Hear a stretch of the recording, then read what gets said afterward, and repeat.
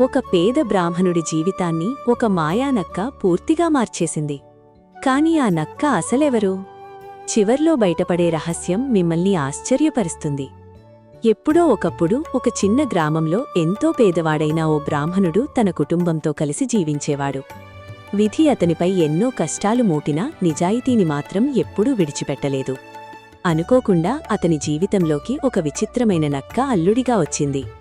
ఆ నక్క చేసిన అద్భుతమైన సహాయంతో బ్రాహ్మణుడి జీవితం ఒక్కసారిగా మారిపోయింది. కాని అదృష్టం ఎప్పుడూ ఒకేలా ఉండదు కదా. లోభులైన మనుషుల కుట్రల వల్ల బ్రాహ్మణుడు తనకు దక్కిన సంపదనంతా మళ్లీ కోల్పోయాడు. దిక్కుతోచని స్థితిలో అతను మరోసారి తన అల్లుడైన నక్కబావను ఆశ్రయించాలని నిర్ణయించుకున్నాడు. ఒకరోజు బ్రాహ్మణు తన అల్లుడైన నక్కబావ దగ్గరకు వెళ్లి ఎంతో బాధతో ఇలా అన్నాడు. నువ్వు పాపం నీ ధర్మంగా నాకు రత్నాల దానిమ్మ చెట్టుని ఇచ్చావేగాని దాని రహస్యం మాత్రం చెప్పలేదు. నన్ను శెట్టి కమసాలి కలిసి చాలా ద్రోహం చేశారు.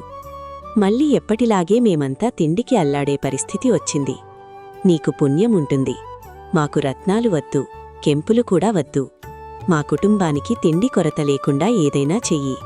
మామగారి మాటలు విన్న నక్కబావ కాసేపు ఆలోచించింది. మీకు విలువ తెలియని ఉపకారం చేయడం నాదే తప్పు. సరే, ఈసారి ఈ చట్టిని తీసుకెళ్ళండి. దీని మూత తీసిన ప్రతిసారి మీకు కావాల్సిన అన్నం, కూరలు, పప్పులు, పచ్చళ్ళు, భక్ష్యాలు అన్నీ సిద్ధంగా ఉంటాయి అని చెప్పి ఒక మంత్రశక్తిగల చట్టిని మామగారికిచ్చింది. బ్రాహ్మడు ఎంతో సంతోషంగా ఆ చట్టిని ఇంటికి తీసుకెళ్లాడు. ఇంటికి వెళ్లి చట్టి మూత తెరవగానే అందులో కమ్మని వంటకాలతో నిండిపోయింది. రకరకాల కూరలు, పప్పులు, పచ్చళ్ళు, భక్ష్యాలు అన్నీ సిద్ధంగా కనిపించాయి. ఆ రోజునుంచి బ్రాహ్మడి కుటుంబానికి ఆకలి బాధ పూర్తిగా తొలగిపోయింది. కొంతకాలం గడిచింది. ఒకరోజు బ్రాహ్మడి భార్యకు ఒక ఆలోచన వచ్చింది. మనకు ఏమీ లేనప్పుడు మనం ఎవరికీ అన్నం పెట్టలేకపోయాం. ఇప్పుడు అల్లుడిగారి దయవల్ల మనకు తిండి కొరత లేదు. ఇలాంటి సమయంలో నలుగురికి అన్నదానం చేయకపోతే పుణ్యమెలా వస్తుంది? వంట చేసే పని కూడా లేదు, చట్టి ఉన్నదే కదా అని చెప్పి తన భర్త చేత ఊరంతా భోజనాలకు పిలిపించింది. పేద బ్రాహ్మడు ఊరందరికీ విందు ఇస్తున్నాడని విన్న గ్రామస్తులంతా ఆశ్చర్యపోయారు. అందరూ బ్రాహ్మడి ఇంటికి వచ్చారు. బ్రాహ్మడు పొయ్యిలో నిప్పు కూడా పెట్టకుండా చట్టి మూత తీసి అందరికీ రుచికరమైన భోజనం వడ్డించాడు. అంతేకాదు, ఆ చట్టి మహిమ గురించి, దాన్ని తనకిచ్చిన అల్లుడు నక్కబావ గొప్పతనం గురించి కూడా అందరి ముందు ఎంతో గర్వంగా చెప్పాడు. ఆ విందుకు వచ్చిన వారిలో రాజుగారి దగ్గర భోజనం చేసిన పెద్ద మనుషులు కూడా ఉన్నారు. వాళ్ళు వెంటనే రాజుగారి దగ్గరకు వెళ్లి, మహారాజా, మా ఊరిలో ఒక పేద బ్రాహ్మడి దగ్గర అద్భుతమైన చట్టి ఉంది. దాని మూత తీస్తే చాలు అద్భుతమైన వంటకాలు స్వయంగా బయటకు వస్తాయి. అలాంటి చట్టి మీలాంటి రాజుగారి దగ్గర ఉండాలిగాని ఒక పేద బ్రాహ్మడి దగ్గర కాదు. అతను రోజూ ఇలాగే అన్నదానం చేస్తూ ఉంటే మీ విందులకు ఎవరు వస్తారు అని రాజును రెచ్చగొట్టారు. రాజుగారు మొదట నమ్మలేదు. కాని స్వయంగా బ్రాహ్మడి ఇంటికి వెళ్లి చూసిన తర్వాత అది నిజమేనని తెలుసుకున్నాడు. వెంటనే తన భటులతో కలిసి ఆ మంత్రచట్టిని బలవంతంగా తీసుకుని రాజభవనానికి వెళ్ళిపోయాడు. మళ్లీ బ్రాహ్మణుడు మొదటిలాగే పేదవాడయ్యాడు.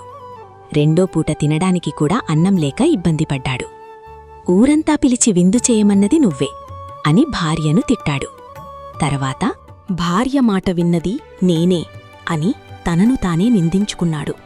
ఈ విషయం ఊరంతా తెలిసిపోయింది. నిన్న అందరికీ విందు పెట్టిన బ్రాహ్మణికి ఇవాళ తినడానికి మెతుకూ లేదు అని అందరూ నవ్వుకున్నారు. చివరకు చేసేదేమీ లేక బ్రాహ్మణు మళ్లీ తన అల్లుడు నక్కబావను వెతుక్కుంటూ బయలుదేరాడు. దారిలోనే నక్కబావ ఎదురైంది.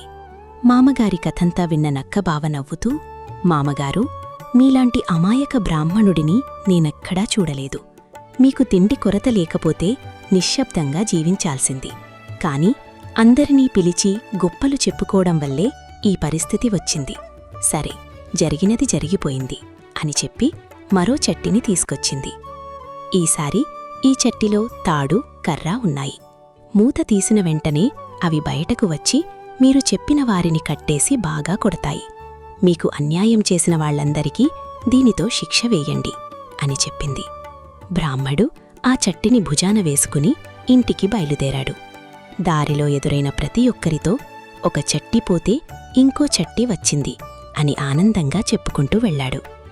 మరుసటి రోజు మళ్లీ ఊరంతా తిరిగి మా కొత్త చట్టి మహిమ చూడకుండా ఉండకండి, అందరూ మా ఇంటికి తప్పకుండా రండి అని అందరినీ ఆహ్వానించాడు. గ్రామస్థులంతా వచ్చారు, రాజుగారు కూడా వచ్చారు. అందరూ వరుసగా కూర్చున్నారు. రాజుగారికి ప్రత్యేకమైన ఉన్నతాసనం ఏర్పాటు చేశారు. బ్రాహ్మడు చట్టిని మధ్యలో పెట్టి మూత తీసి అందరికీ తిన్నంతా వడ్డించు అని చెప్పాడు. కాని ఈసారి చట్టిలో నుంచి అన్నం రాలేదు. అంతులేని పొడవైన తాడు బయటకు వచ్చి అక్కడున్న వారందరినీ గట్టిగా కట్టేసింది. ఆ వెంటనే ఒక భారీ కర్ర బయటకు వచ్చి ఒక్కొక్కరిని చావబాదినట్టు కొట్టడం ప్రారంభించింది. అందరూ అయ్యో కాపాడండి అంటూ కేకలు వేయసాగారు. రాజుగారి వంతురాగానే బ్రాహ్మడు అడిగాడు, నా చట్టిని నాకు తిరిగి ఇస్తావా? దెబ్బలు భరించలేక రాజుగారు వెంటనే భటులను పిలిచి బ్రాహ్మడి చట్టిని తిరిగి ఇవ్విచ్చాడు. తనను మోసం చేసిన వారందరికీ తగిన బుద్ధి చెప్పాడు. అలా బ్రాహ్మడి కష్టాలన్నీ తొలగిపోయాయి. ఇక అతడు పూరిగుడిసెలో ఉండకుండా అష్టైశ్వర్యాలతో సుఖంగా జీవించడం ప్రారంభించాడు. అయితే ఒక అనుమానం మాత్రం అతని మనసును వదల్లేదు. మనకు ఇంత ఉపకారం చేసిన ఈ నక్కబావ నిజంగా సాధారణ నక్కేనా? ఇందులో ఏదో రహస్యం ఉంది అని అనుకున్నాడు. ఒకరోజు తన కుటుంబంతో కలిసి నక్కబావ నివసించే చోటును వెతుక్కుంటూ బయల్దేరాడు. నక్కబావ ఒక రహస్యమైన గుహలో నివసించేది. ఈసారి మామగారి మీద ప్రేమతో వారిని గుహలోపలికి తీసుకెళ్ళింది. లోపల చూసిన దృశ్యం చూసి అందరూ ఆశ్చర్యపోయారు. అది సాధారణ గుహ కాదు, అందమైన మహాభవనం. చుట్టూ వెలుగుతున్న దీపాలు, ఎక్కడ చూసినా అమూల్యమైన రత్నాలే. అయితే ఆ గుహలోనే బ్రాహ్మడి చిన్న కూతురు ఒక గొప్ప రహస్యాన్ని కనిపెట్టింది. నక్కబావ నిజానికి ఒక రాజకుమారుడు. అతనికి నక్క రూపంలో సంచరించడం ఒక సరదా. బయటకు వెళ్లేటప్పుడు నక్క శరీరంలో పరకాయ ప్రవేశం చేసి తిరుగుతుండేవాడు. గుహలోకి వచ్చిన తర్వాత మళ్లీ మనిషిగా మారి నక్క శరీరాన్ని దాచిపెట్టేవాడు. ఈ రహస్యం తెలుసుకున్న బ్రాహ్మడి చిన్న కూతురు ఒకరోజు అతను స్నానం చేస్తుండగా ఆ నక్క శరీరాన్ని కాల్చివేసింది. దాంతో రాజకుమారుడు శాశ్వతంగా మానవ రూపంలోనే ఉండిపోయాడు. నీతి: ఉపకారాన్ని గౌరవించాలి, అహంకారాన్ని దూరం పెట్టాలి. మంచి చేసిన వారికి మంచి, చెడు చేసిన వారికి తగిన ఫలితం తప్పకుండా దక్కుతుంది.